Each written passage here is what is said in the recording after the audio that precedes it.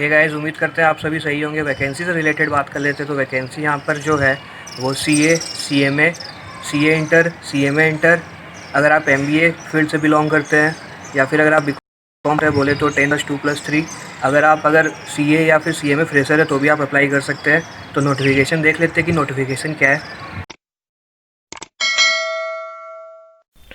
हाँ जी, तो चलिए स्टार्ट करते हैं जानना। जैसा कि आपको यहाँ पे दिख रहा होगा एआई एयरपोर्ट सर्विसेज लिमिटेड, जिसको पहले air India air transport services limited कहा जाता था। फिर यहाँ पे बताया गया कि इंडियन नेशनल होने चाहिए जो एप्लीकेंट होंगे, प्लस कोई भी मेल या फीमेल कोई भी अप्लाई कर सकते हैं। फिर यहाँ पे नंबर ऑफ वैकेंसी से रिलेटेड बात की गई है, तो यहाँ पे दिल्ली, चेन्नई या कलकत्ता लोकेशन के लिए कुछ पोस्ट दी हुई है। तो यहाँ पे नंबर ऑफ वैकेंसीज किस लोकेशन में कितनी पोस्ट है वो बताई गई है। अब बात कर लेते हैं कि क्या वैकेंसी है। तो यहाँ पे देखिए, चीफ फाइनेंस ऑफिसर के लिए या तो क्वालिफाइड चार्टर्ड अकाउंटेंट होना चाहिए या कॉस्ट अकाउंटेंट होना चाहिए, या फिर कोई एमबीए फाइनेंस से बिलोंग करते तो वो भी अप्लाई कर सकते हैं। लेकिन इस केस में मिनिमम 12 साल का एक्सपीरियंस मांगा गया है।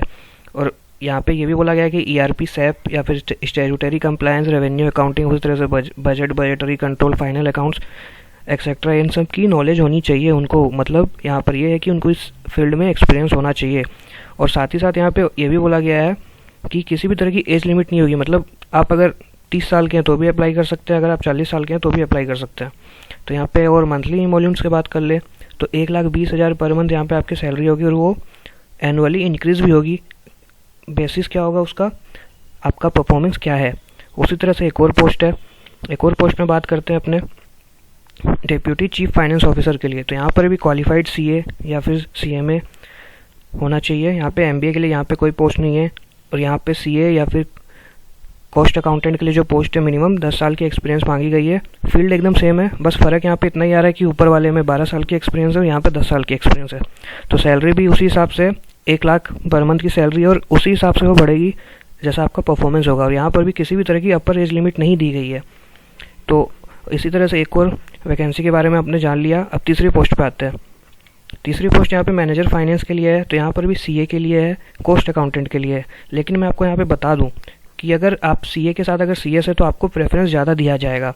और यहाँ पे कोई फ्रेशर भी अप्लाई कर सकते हैं, लेकिन यहाँ पे एक और क्राइटेरिया दी गई है कि आप 28 साल से ऊपर नहीं होने चाहिए।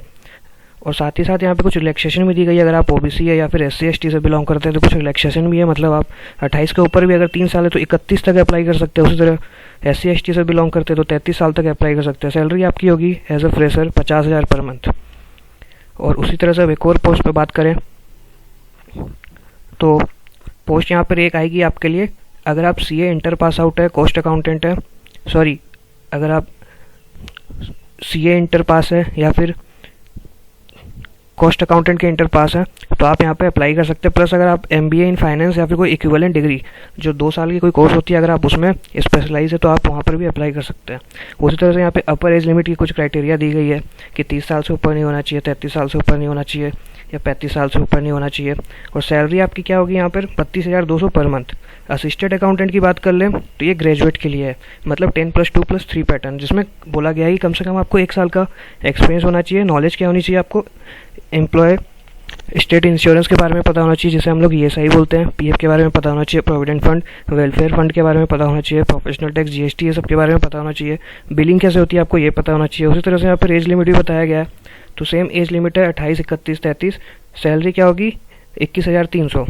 अब बात कर लेते हैं कि यहाँ पे सिलेक्शन प्रोसीड्यूर क्या होगी। तो आपको इस ईमेल आईडी पे आपको अपना एप्लीकेशन भेजना होगा। अप्लाई कैसे करें, तो 18 जून तक आप अप्लाई कर सकते हैं उसी ईमेल आईडी पे जो मैंने बताया ऊपर।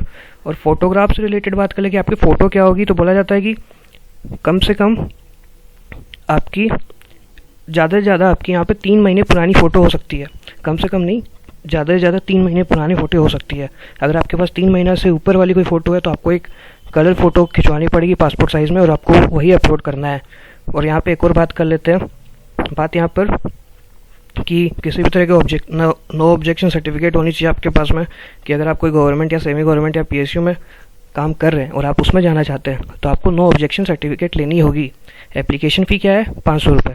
और यहाँ पे कुछ SC/ST के लिए कुछ छूट भी दी गई है, तो आप देख सकते हैं यहाँ पे जनरल कंडीशन है जो हर किसी के लिए अप्लाई होता है। तो आप देख सकते हैं यहाँ पे लास्ट डेट जैसे पहले मैंने बता दिया आपको 18 जून है, तो सेम चीज़ है 18 जून तक आपको अप्लाई करना है। और यहाँ पे फिर नीचे कुछ एप्लीकेशंस के बारे में बताया गया, तो ये आप देख सकते हैं कि यह एप्लीकेशन क्या है।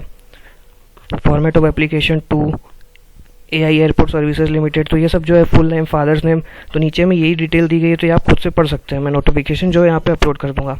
तो इसी तरह से अगर आपको और भी नोटिफिकेशन चाहिए जॉब से रिलेटेड, तो आप हमारे वीडियो को शेयर भी करें, अच्छी लगी हो तो लाइक करें, सब्सक्राइब करें, ताकि हम लोग रेगुलर आपको जॉब अपडेट देते रह सकें। Thank you.